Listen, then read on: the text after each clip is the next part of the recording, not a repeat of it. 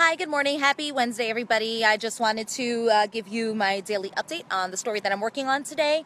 So we're in Katy this morning, and we're talking about a story that's very confusing, and I know a lot of people will be interested in hearing both sides. Right now, we just have the family side.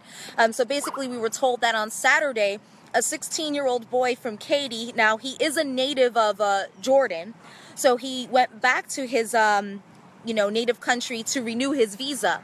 And that was last week. Now, this was before President Trump signed that executive order, which was signed on Friday. So he was already in Jordan. He traveled back to the U.S. So it was on Saturday, this past Saturday, when he landed in Bush Airport, and he was detained, even though his visa was valid. Now, this is according to the family's attorneys. They're saying that his visa was valid, and as many of you know, hopefully many of you know, there's 7 countries that were put on that executive order. Jordan is not one of them.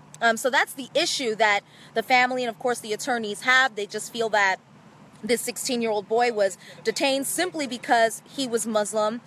So they're rightfully, very upset by that. I'm just going to flip the camera. We're right outside of Katy High School. We were just trying to get some reactions from parents and students. Unfortunately, no one really wanted to talk or really didn't know about the situation. They're just finding about it from us. We first reported about it yesterday.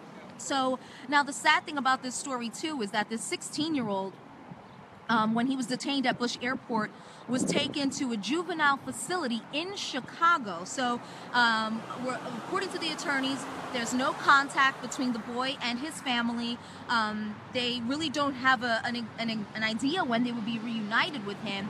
According to the attorneys, again, they're saying that it might be about 6 days before they can see his family. Well, he can see his family again.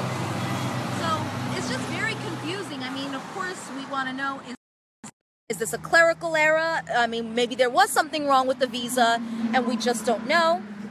Because as we said, Jordan is not one of the countries that's on that list.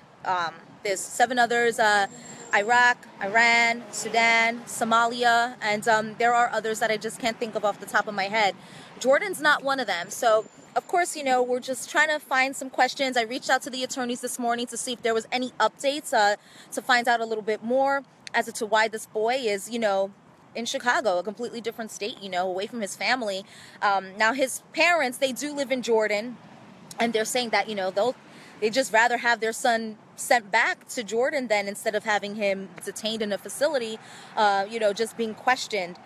So that's what we're dealing with today. We're just going to try to obviously keep you guys updated as the story continues to develop. Just interested in seeing what the immigration office will have to say about this. So that's it from now. Randy Wallace originally reported the story yesterday, so you'll definitely want to check that out. And I was giving live shots this morning. I'll give another update at noon about it. And hopefully we can learn something later today. I still haven't heard back from anybody, and then we can give you some more news about it in a later newscast. So that's it for now. I'll talk to you guys later. Bye.